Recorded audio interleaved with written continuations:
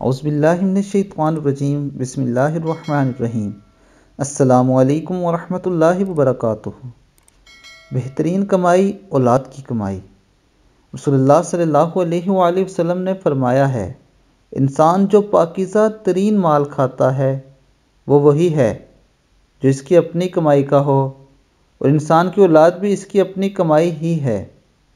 یعنی دوستو، ایک تو کھانے پینے کی حد تک بات ہے کہ انسان جو کمائے، حلال رزق کمائے، محنت سے کمائے، وہ اس کے لیے بہترین مال ہے، اور اس کے ساتھ ساتھ اس کی اولاد بھی اس کی کمائی ہے، کیونکہ وہ ساری زندگی محنت کر کے اپنی اولاد کو پالتا ہے۔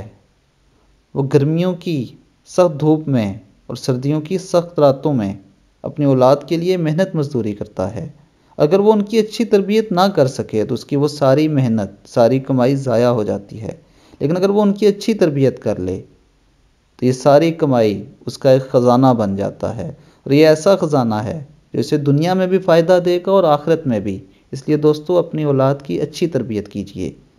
اللہ تعالی ہمیں دین اسلام کے مطابق زندگی گزارنے کی توفیق عطا فرمائے۔ السلام علیکم ورحمۃ اللہ وبرکاتہ۔